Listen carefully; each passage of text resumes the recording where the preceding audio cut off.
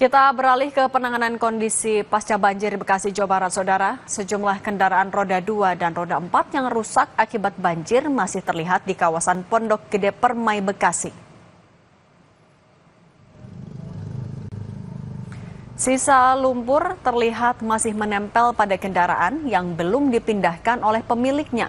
Saat banjir menerjang Bekasi pada tanggal 4 Maret lalu, kawasan Pondok Gede Permai terendam banjir dengan ketinggian air sampai 4 meter.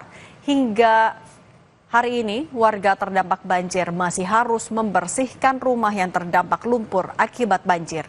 Sehingga banyak sepeda motor yang belum sempat diperbaiki dan bahkan dibersihkan warga.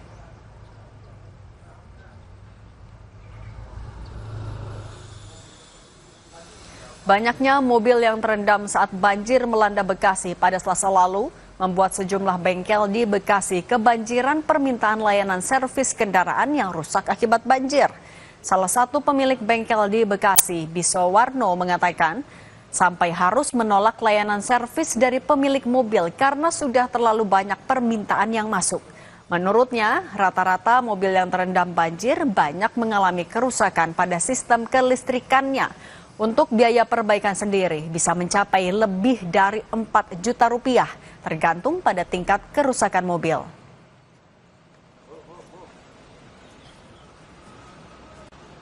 Apalagi kalau mobil itu pada saat kena banjir, itu masih terhubung dengan aki. Bisa konsleting di mana-mana, di wiring, di modul-modul itu bisa penggantiannya pun juga mahal. Harganya kalau kan tergantung dari kasusnya masing-masing ya. Ada yang menerobos banjir, ada yang terendam banjir, dan juga ada mobil-mobil yang tenggelam. Kalau yang menerobos banjir itu kisaran 4-8 juta. Karena mesin yang terdampak kena banjir. Terus juga ada mobil yang terendam. Itu yang masih middle lah, yang sekiranya cuma karpet aja itu 4-8 juta. Tapi ada juga mobil yang benar-benar terendam, itu sekitar kisaran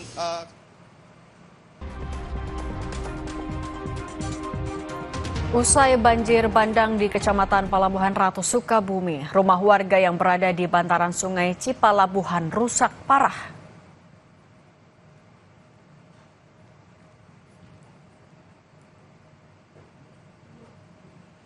Inilah visual udara lokasi bencana banjir bandang di Kecamatan Palabuhan Ratu, Kabupaten Sukabumi, Jawa Barat.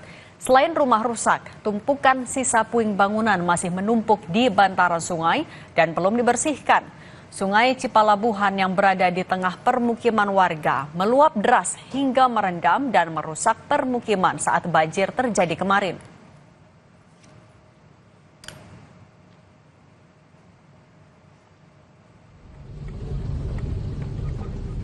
Memasuki hari ketiga pencarian, tim SAR gabungan masih terus mencari 5 korban longsor yang hilang di 2 kecamatan. Dari data Basarnas, 3 orang tertimbun longsor di Kecamatan Lengkong, 2 orang tertimbun longsor di Kecamatan Simpanan. Tim SAR melakukan pencarian menggunakan alat manual sebab alat berat belum bisa masuk ke lokasi pencarian karena akses jalan tertutup longsor.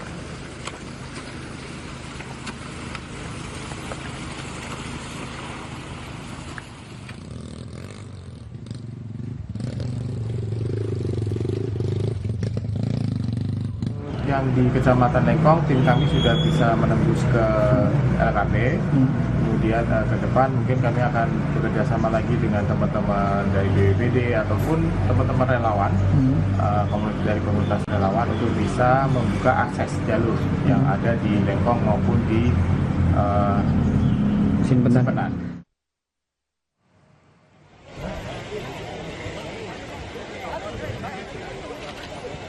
Wakil Presiden Gibran Rakabuming Raka meninjau lokasi jembatan putus akibat bencana banjir bandang di wilayah Simpanan, Sukabumi. Jembatan tidak bisa dilalui kendaraan. Gibran meminta Kementerian Pekerjaan Umum segera memperbaiki jembatan rusak.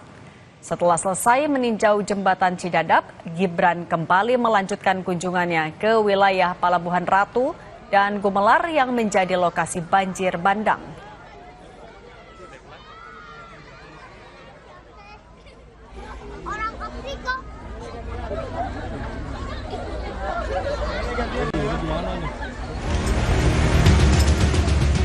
Tim SAR gabungan berhasil menemukan 2 korban meninggal, ibu dan anak yang terseret banjir di Pelabuhan Ratu, Kabupaten Sukabumi, Jawa Barat.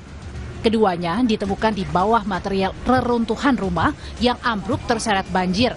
Saat kejadian, kedua korban dilaporkan berada di dalam rumahnya yang berada di pinggir Sungai Cipalabuhan. Di sini ada 2 korban yang rumahnya rubuh, kemudian diduga korban itu berada di bawah. Alhamdulillah ini tadi pukul 13.30 kedua korban bisa ditemukan bersama-sama.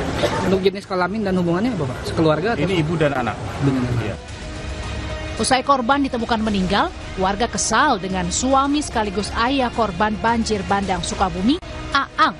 Kekesalan warga meluap karena suami korban tidak mencari istri dan anaknya yang tertimbun reruntuhan bangunan rumah akibat banjir bandang.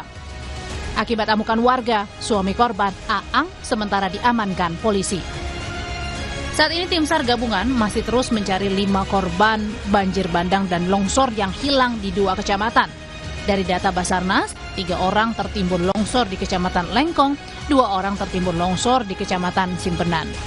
Tim Liputan, Kompas TV, Sukabumi, Jawa Barat.